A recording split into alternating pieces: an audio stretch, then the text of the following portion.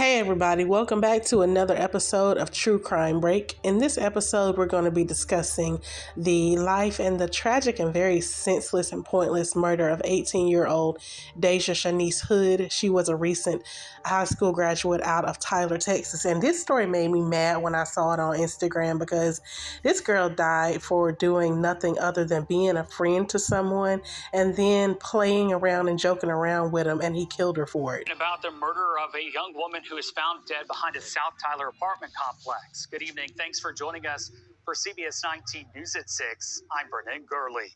18-year-old Dejah Hood was reported missing by her family on Monday. Yesterday, her body was found in a creek behind the Holly Tree apartment complex where her suspected killer was living. Our Nerali Jayswal is live at the Tyler Police Department tonight with the latest on the investigation. Nerali.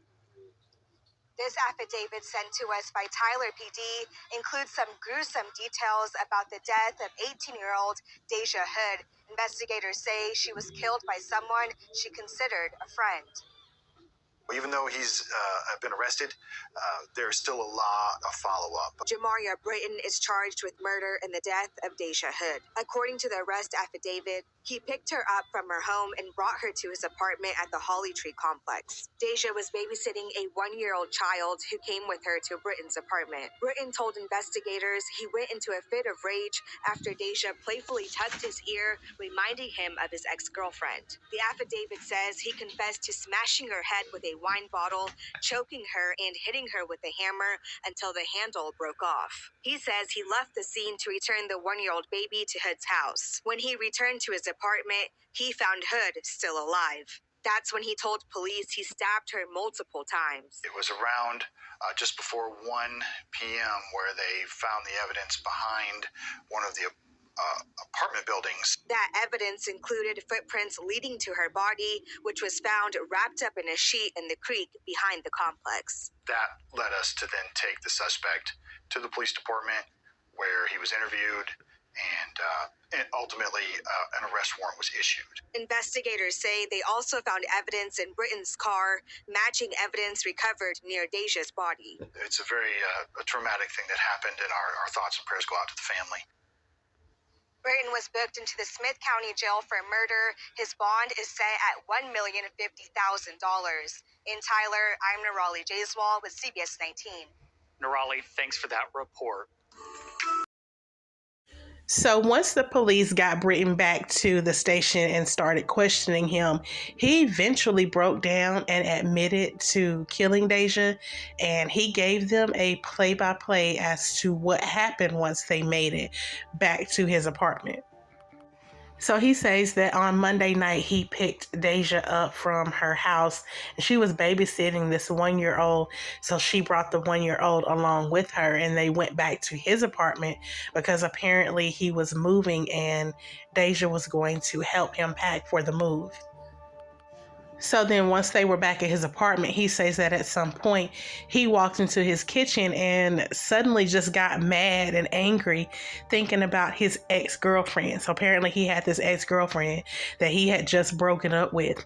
And he suddenly started getting angry and angrier as he was thinking about this ex-girlfriend. And he says that Dejah walked over to him and playfully tugged him on the ear, which is apparently something that his ex-girlfriend used to do all the time. And so because Dejah's tugging on the ear reminded him of his ex-girlfriend, who he was still very angry with for apparently dumping his ass, he told police that he grabbed a glass bottle and he hit Dejah over the head with it, and that sent her falling down to the floor. He then says that after he had knocked her down to the floor with the bottle, that he then started punching her and even strangling her. And then at some point he says that he grabbed a hammer and started hitting her in the head with it. So I'm just not understanding why he even went and picked Dejah up. If you this mad and you this angry over whatever was happening in your life, why'd you even go pick her up? And so he just violently and brutally attacked this girl for no reason other than her playfully tugging on his ear, according to him. So now, in typical fashion, he says that after he snapped and realized that he had seriously hurt, that he contemplated committing suicide himself. So he says that at first he tried to stab himself. That didn't work, so he went and he grabbed this gun, which surprisingly he had just purchased the gun the day before. And so then he got this gun and put it to his head, apparently with the intent to kill himself. But then suddenly a neighbor knocked on the door and that stopped him. So the neighbor had knocked on the door because apparently she heard a loud commotion. She or he, doesn't specify whether the neighbor was a man or a woman, but the neighbor knocked on the door because they heard commotion and they wanted to know if everyone was all right. So Britton says that he made an attempt at covering Dejah's body up before answering the door and telling the neighbor, everything's fine, we're all good. So after the neighbor left, then that's when he said he remembered the 1-year-old, the baby that Dejah had brought with her, that was in the bedroom watching a movie on his bed. So he says it was then that he grabbed the baby and took the baby back over to Dejah's mother's house. So after he took the baby back to Dejah's mom's house and he came back home, he says that once he walked inside the apartment, he could hear Dejah calling his name. No doubt calling, for help, because this is her friend. So she's still thinking, help me. And he told police that after he realized she was still alive after everything that he had done, hitting her over the head with a bottle, punching her, strangling her, that she was still alive. And so he grabbed a knife and he stabbed her multiple times. He then says that he grabbed some blankets or bags or whatever. He wrapped her body in it and taped it all up. And around 3 o'clock in the morning, he says that he took the body outside, dumped her over a fence like garbage, like trash, just no regard whatsoever for this young lady's life. And so this, like I said, happened about 3 o'clock in the morning, but at about 7 o'clock in the morning, he went back outside where he dumped her body, and then he covered it up with a bunch of leaves so that nobody would see her. So to me, all of this does not suddenly snapped because I thought about my ex-girlfriend. I'm going to tell you what I really believe happened.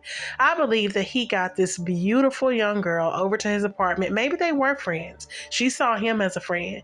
But I clearly believe that he tried to come on to her sexually and she wasn't having it. She turned him down, whether she laughed and turned him down, playfully turned him down, which I think is what happened. She probably was like, boy, you so crazy. You know how we do when we're trying to let somebody down gently and not be rude and mean about it, but basically, you're in the friend zone and that's where you're going to stay. So we might just kind of playfully, or, in her case, boy, you crazy, kind of laugh it off.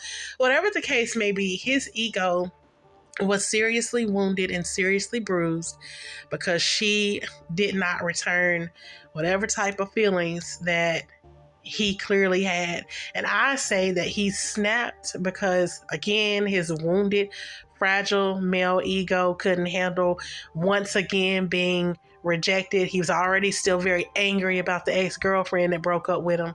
Now here's another girl, that's not interested in whatever it was he was trying to do. Now, I know that this is still ongoing. So again, this is all just my opinion.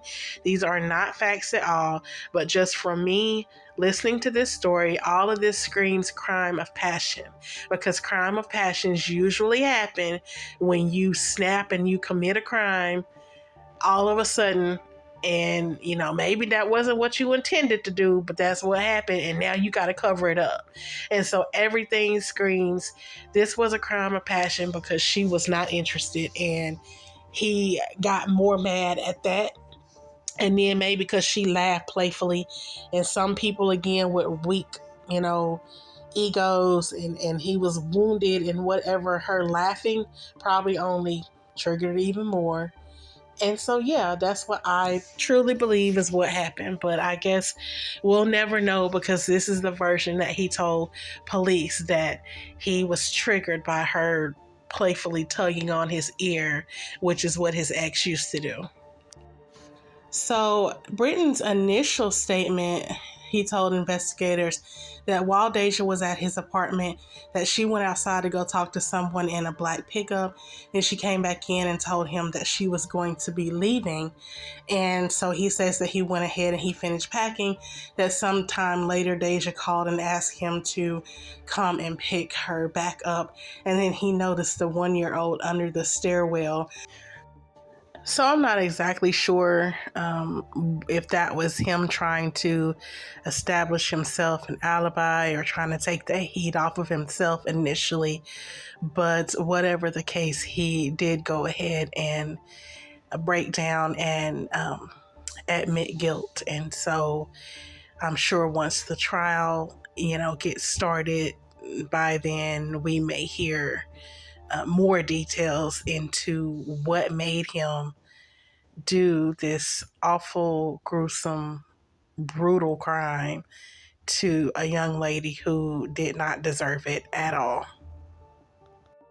This young lady's life was just getting started, and from all accounts, she had such a bright future ahead of herself. She had already completed certified nursing aides classes. She loved kids, so she could have had a bright future doing literally anything. And that was all taken away from her at the hands of somebody that she considered a friend, and in her last moments was trying to help him out. And I wish, like hell, with everything in me, with her still being alive, I wish she would have had enough strength to had dragged herself out of the apartment while he was gone to take the baby back to her mom's house. But I guess we can't question things happen as they are supposed to. But yeah, my heart goes out to her and to her family and her friends, everyone that she leaves behind. So that's all I have for this story. You all be safe and be blessed.